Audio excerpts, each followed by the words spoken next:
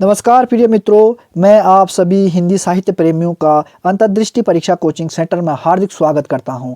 आज मैं इसी के साथ संपूर्ण वर्णमाला से संबंधित आपके समक्ष महत्वपूर्ण प्रश्नोत्तरी के रूप में यहां पर लेकर आया हूं। जैसे कि आपको पता है कि वर्णमाला से संबंधित मैं 3 वीडियो आपके समक्ष उपस्थित कर चुका हूं। संपूर्ण वर्णमाला के विषय में विस्तार से हम चर्चा कर चुके हैं। उससे संबंधित परीक्षा में पूछे जाने वाले प्रश्न जिसमें से आपके लिए महत्वपूर्ण हो सकते हैं, आपके परीक्षा के लिए महत्वपूर्ण हो सकते हैं। प्रिय दोस्तों, इस प्रश्नोत्तरी में मैं कुल 20 प्रश्न लेकर आया हूं। इन 20 प्रश्नों में से आपके परीक्षा में इसी प्रश्नोत्तरी में से ही पूछे जाएंगे। इस प्रश्नोत्तरी को आप जरूर देखें, इसे लाइक करें, इसे शेयर करें और मेरे अंतर्दृष्टि परीक्षा कोचिंग सेंटर को सब्सक्राइब करें। चलो आज की प्रश्नोत्तरी को शुरू करते हैं। पहला प्रश्न है हमारा, वर्णमाला किसे कहते हैं? वर्णमाला किसे कहते हैं? स्वरों का व्यवस्थित क्रम को कहते हैं, या व्यंजनों का व्यवस्थित क्रम को कहते हैं, या वर्णों के व्यवस्थित क्रम को कहते हैं, या स्वर व्यंजन के व्यवस्थित क्रम को कहते हैं? तो इसमें से हमारा सही उत्तर जाता है स्वरों के व्यवस्थित क्रम को क्या कहते हैं? वर्णमाला कहते हैं। अगला प्रश्न के रूप में हमारा, भाषा की सबसे छोटी इकाई क्या होती है? शब्द होती है, या वाक्य, वर्ण, या पद? तो हमारा इसमें से सही उत्तर है भाषा की सबसे छोटी इकाई क्या होती है? वर्ण होती है। आगे प्रश्न हमारा, ध्वनि किसे कहते हैं?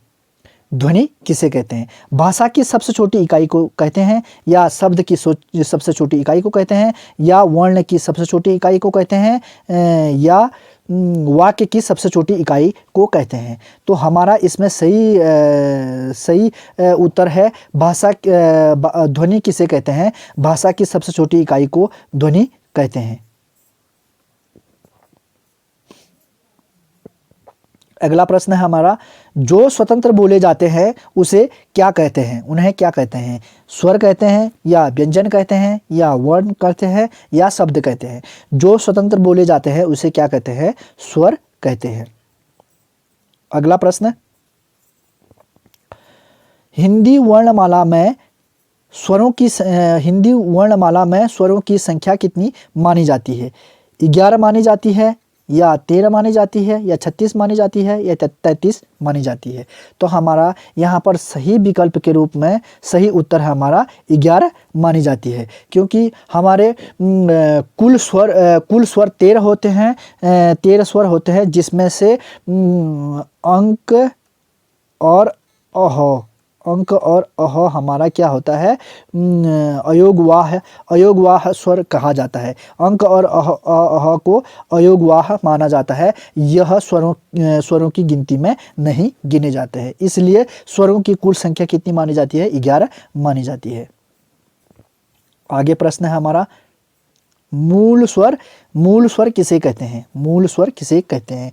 अ, आ, ई बी विकल्प है हमारा, अ, ई, उ, री, या सी विकल्प है हमारा, आ, ई, उ, ए, डी विकल्प है हमारा, अ, ई, उ, ए।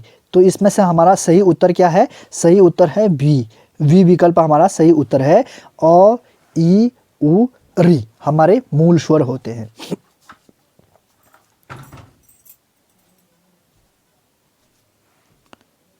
अगला प्रश्न है हमारा, मात्रा, उच्चारण व काल के आधार पर स्वरों को कितने वर्गों में विभाजित किया जाता है? पहला विकल्प है हमारा 2, दूसरा 4, तीसरा 3, चौथा विकल्प है हमारा डी 6। तो हमारा इसमें से सही विकल्प है हमारा कौन सा है? सही विकल्प है हमारा 3। इसमें से हमारा सही उत्तर क्या है? 3 कौन कौन से होते हैं? मात्रा, उच्चारण, काल के आधार पर स्वरों को कितने वर्गों में बांटा जाता है? 3 वर्गों में। कौन कौन से होते हैं? पहला होता है हमारा दीर्घ स्वर। पहला हमारा दीर्घ स्वर होता है। दूसरा हमारा ह्रस्व स्वर। ह्रस्व स्वर। तीसरा हमारा प्लुत प्लुत प्लुत स्वर। तीन हमारे स्वर उच्चारण और मात्रा के आधार पर 3 वर्गों में बांटा जाता है।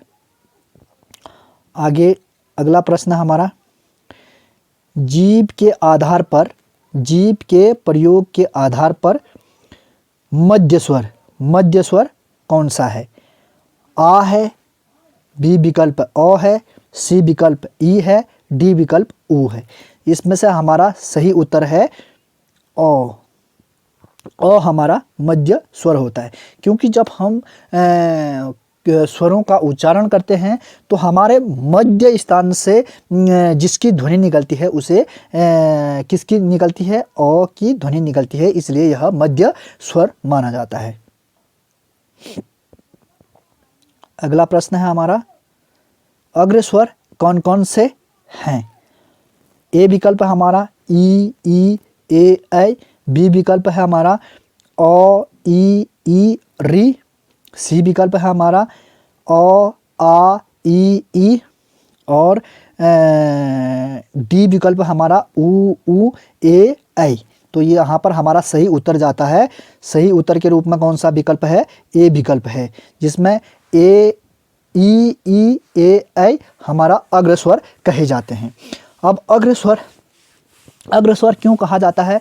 क्योंकि जब हम स्वरों का उच्चारण करते हैं तो हमारा जीभ का अग्र स्थान प्रयोग किया जाता है। कैसे? जैसे ई बोलते हैं हम, तो ई का हमारा आगे से हो रहा है, और ई बड़ी ई का वहीं से हो रहा है, और ए का भी वहीं से हो रहा है, और ऐ का भी वहीं से हो रहा है। अगला प्रश्न है हमारा, अगला प्रश्न है, स्वरों के वर्गीकरण के आधार पर आ उ ओ औ को किस वर्ग के अंदर रखा जाता है? सही हो गया। स्वरों के वर्गीकरण के आधार पर आ हो गया, उ बड़ी उ, ओ औ को किस वर्ग में रखा जाता है? तो हमारा ये सही उत्तर के रूप में है हमारा पश्य स्वर। पश्य स्वर के रूप में इसे रखा जाता है। अब जीभ के प्रयोग के आधार पर, जीभ के प्रयोग के आधार पर स्वरों को कितने वर्गों में बांटा जाता है? पहला हो गया हमारा 3, विकल्प बी है 2, विकल्प सी है हमारा 4, विकल्प डी है हमारा 6। तो हमारा सही उत्तर है 3। तीसरा हमारा विकल्प सही है। जीभ के प्रयोग के आधार पर स्वरों को कितने वर्गों में बांटा जाता है? 3 वर्गों में बांटा जाता है।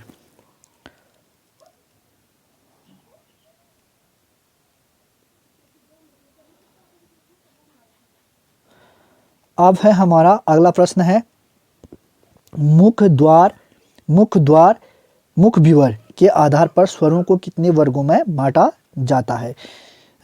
ए विकल्प हमारा 2, बी विकल्प है 4, सी विकल्प है 3 और डी विकल्प हमारा 5। तो यहाँ पर हमारा सही उत्तर जाता है कौन सा? डी 4। 4 वर्गों में बांटा जाता है। 4 वर्ग कौन कौन से होते हैं? पहला हमारा होता है विव्रत स्वर, दूसरा अर्ध विव्रत, चौथा है अर्ध संवृत और चौथा है हमारा संवृत।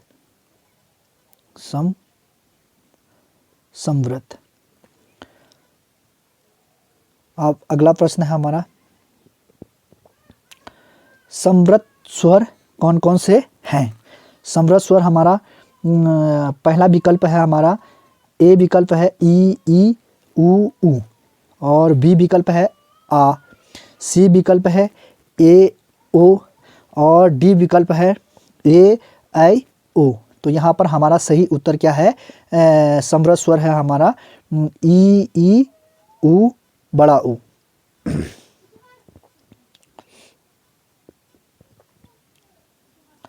अब अगला प्रश्न है हमारा, अवृतमुखी स्वर, अवृतमुखी स्वर स्वर कौन कौन से हैं? अ, बड़ी ई, बड़ा ऊ, ऐ। बी विकल्प है आ, ओ, आ, ई, बड़ी ई, ए, ऐ। सी विकल्प है ऊ, बड़ा ऊ, ओ और औ। यहाँ पर ये गलत हो गया, यहाँ पर औ है। डी विकल्प है हमारा ए और ओ। तो हमारा सही उत्तर क्या है? अवृतमुखी स्वर है। सही उत्तर है इसमें विकल्प बी, अ, आ, ई, बड़ी ई, ए और ऐ। यहाँ पर सही उत्तर बी विकल्प है। अगला प्रश्न है हमारा, होठों की स्थिति के आधार पर स्वरों का वर्गीकरण कितने प्रकार से किया जाता है?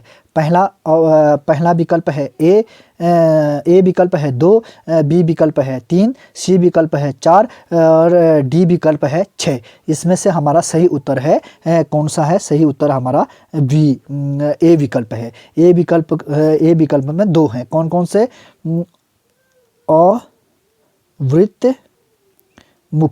अवृतमुखी स्वर और वृत्तमुखी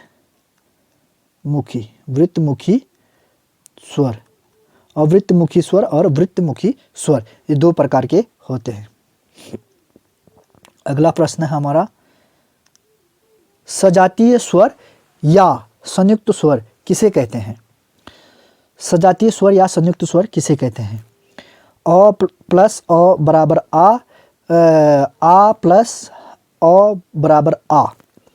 और बी विकल्प है हमारा आ प्लस आ अ बराबर आ, ई प्लस ई बराबर ई, ऊ प्लस ऊ बराबर ऊ। सी विकल्प ए प्लस ए बराबर ऐ। उसी प्रकार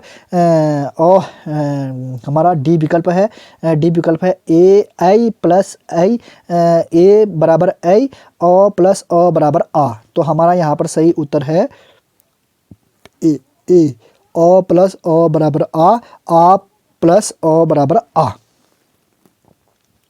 अगला प्रश्न है 17वां प्रश्न है हमारा, हवा के नाक व मुंह के आधार पर स्वरों का वर्गीकरण कितने प्रकार से किया जाता है? हवा के नाक व मुंह के आधार पर स्वरों का वर्गीकरण कितने प्रकार से किया जाता है? पहला ए विकल्प है हमारा 3, बी विकल्प है 2, सी विकल्प है 4, डी विकल्प है 5। इसमें से हमारा सही उत्तर कौन सा है? 2। कौन कौन से होते हैं? एक तो निर्नुनासिक स्वर, दूसरा है अनुनासिक स्वर। प्रश्न 18वां है हमारा, अ आ ई स्वर को किस वर्ग में रखा जाता है? इसे नासिक स्वर के रूप में रखा जाता है, या निर्नुनासिक स्वर के रूप में, या विवृत स्वर, या अर्ध विवृत स्वर? इसका सही उत्तर है निर्नुनासिक स्वर के रूप में रखा जाता है। 19वां प्रश्न है हमारा, अर्ध विवृत स्वर कौन कौन से हैं? अर्ध विवृत स्वर कौन कौन से हैं? ऑप्शन ए है हमारा ए और ओ। ऑप्शन बी है ए ऐ औ। सी विकल्प है ई बड़ी ई छोटा ऊ। यहाँ पर छोटा ऊ है और ऊ। और डी विकल्प है हमारा आ। तो यहाँ पर हमारा सही उत्तर कौन सा है? यहाँ पर सही उत्तर है हमारा बी, ऑप्शन नंबर बी, अ ऐ और औ। यहाँ पर हमारा अर्ध विवृत स्वर हैं। और हमारा आज का अंतिम प्रश्न है, अंतिम प्रश्न कौन सा है? विजातीय स्वर किसे कहते हैं? ई प्लस ई बराबर ए, अ प्लस ऊ बराबर ऊ। बी विकल्प है हमारा, बी विकल्प क्या है? अ प्लस अ बराबर आ प्लस अ बराबर आ। सी विकल्प है हमारा अ प्लस ऐ बराबर ऐ, अ प्लस ओ बराबर औ। डी विकल्प है ई प्लस ई बराबर ए, ऊ प्लस अ प्लस ऊ बराबर औ। तो हमारा यहाँ पर सही विकल्प कौन सा है?